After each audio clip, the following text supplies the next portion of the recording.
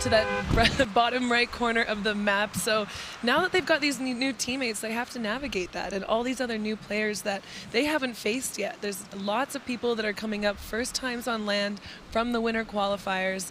It's just the most exciting part of the game, in my opinion, the early strategy portion. I mean, game number 2, you know, what do you think is going through a lot of these guys' head right now? I mean, they're sitting out there away from us, you know. Their nerves are kind of calmed down. They're starting to get into a little bit of a groove with these games. But Kitty, you've played, you know, you played in Korea. You've played in a lot of these competitions. How do you navigate this as a player? What are some of your tactics that, you know, to calm your nerves and to get settled in and kind of just go with the flow of things in these games? Take a few deep breaths, remind myself I've got nothing to prove. It's still a game. It's going to be fun. Don't think about the fact that there's a huge prize pool on the line and hundreds of thousands of people watching, and just get into it. I think a lot of these guys early game, they need to make that decision. Do they want to be an early aggressive team, or do they want to just wait to get that loadout? So we'll have to take a peek back later and see what's going on. But right now we have JDW, Ronan, Germ, and Aegis kind of at a turtle war. We're gonna have to take a peek in their little shell here and see what they've got going on. Oh, wow. I think JDW just went down to a third party there. Ronan and Aegis choosing to probably take down these walls. Oh, yeah, you see the shots coming in right now. We do have third-party shots coming in. So this is going to be interesting here. Not something you want to happen. When you're so focused on the audio in your Turtle War, you do not notice that third party that comes in. The wall could have gotten shot out behind you, and before you know it, you're down, which is what I think happened to these two. And now taking advantage of those stink grenades, unfortunately, oh, just in time with those explosions. He gets the revive. JDW, the revive, the resurrection, the revive. But we are going to see a lot of third-party shots coming in here. Frosty is down and is trying to crawl away. I think he's afraid of getting hit with one of those stink bombs, it looks. I mean, those will take you out very quickly if you are down. 5 damage per tick. So you know what? You got to be very careful and very mindful of where they're coming from. Kind of excuse yourself from the situation, if you will. Take advantage. He is in a 1v2 situation. Do you see that at the bottom right corner, there's another player that looks like they're pushing in. Oh, using the heavy sniper, taking out the wall. Looks like 2 of them are fighting in the zone right now. Just got a knock on him. Oh! Butter does take a lot of shots here. He's trying to determine where the shots are coming from. Unfortunately, was not able to. That was Bowman coming through the storm. Absolutely, guys. We got some early action with Ziff and Pavzi in a 2v2 in Lazy Link. Ziff takes out Devious, and Pavzi is holding the high ground right here on top of Monster. They both pressure him from different angles, and they get these first 2 elims to start off round 2 of the Secret Skirmish. Great play and great positioning from both these players. Over here, we have Sheep in a 1v2 situation against Grenades and Nate Hill. He takes out Grenades and Thurston for the shield, and then after getting into a bit of a build fight with Nate Hill from the low ground, he's looking for that angle. Eventually, he takes out Nate Hill with the SMG spray into the pump shotgun shot. Very amazing play from Sheep. 1v2 against 2 of the best players in the world. Guys, let's kick it back to the casters to continue game 2. Things are going to start getting way more chaotic as the next circle closes in. Here we go. This is it. This is the moment. This is what all of these players are in scrims doing every night, training for this exact moment. We have Kayuzi there, Vide.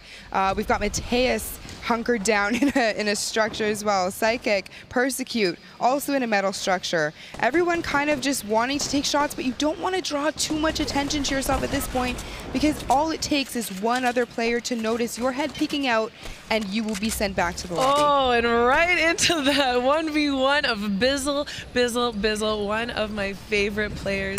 He's already done 471 damage this game. His partner, Triggy Soares, is a controller gang player, and I think the 2 of these matched together is going to be amazing. Bizzle is known for his great strategy, his clear rotations, and his great game sense. So having a teammate like Triggy to help him secure those eliminations is going to really do well for him. But oh, and these guys are sitting on a rift. That is an ideal situation. And Sheep! able to pick up another elimination, or 2 more eliminations since we've seen him.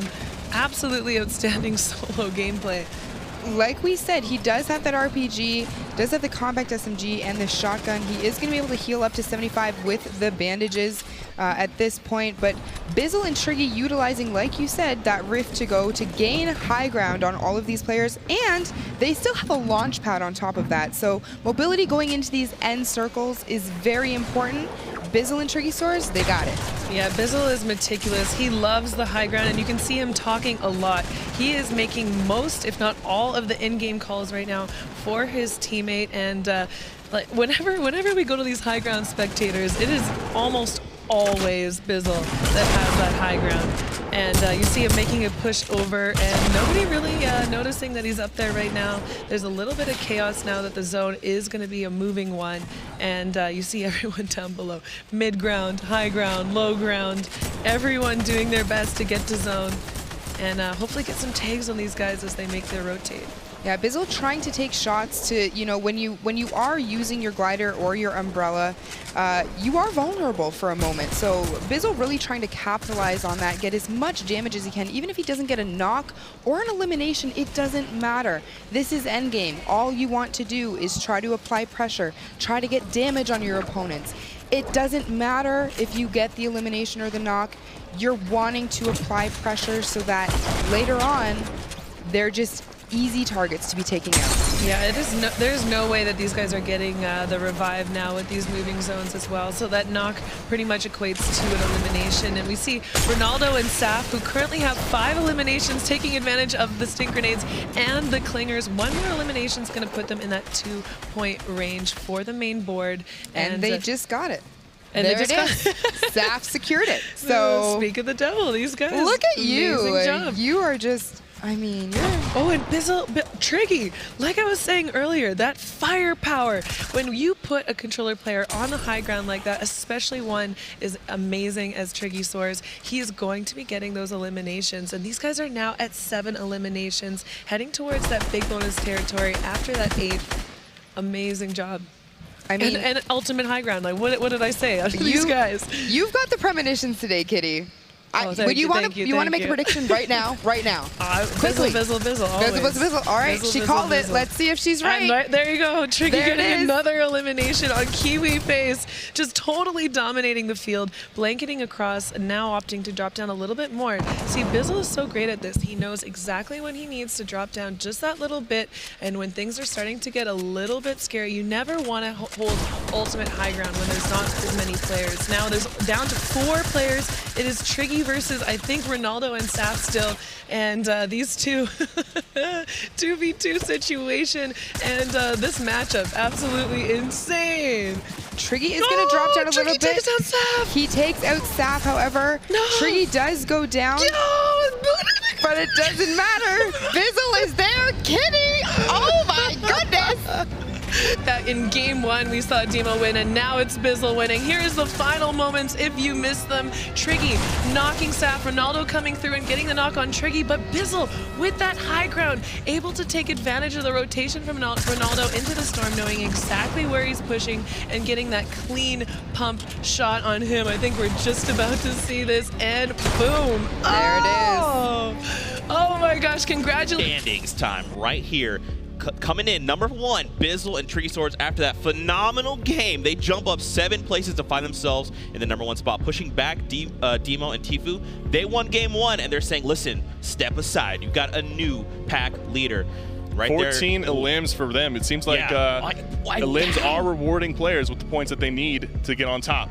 That's right. Bowman Vivid there in 3rd. Ronaldo and Saf there in 4th. And Persecute and Psychic coming up in number 5th. I mean, even someone like J Truth and Thweeful, look at them jumping up 32 places with their performance. And that's only with 2 points, Cypher.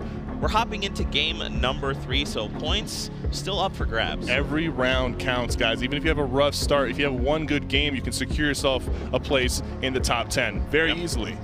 Now, what do you think, man? You have like a duo that's kind of caught your eye? I think Kayun and Tyler 15 definitely have something to bring to the table. Tyler 15 performed really well in the Winter Royale, and Kayun is just a strong competitor overall. You better look out for them. Yeah, man. Ladies and gentlemen, we are getting ready to hop into game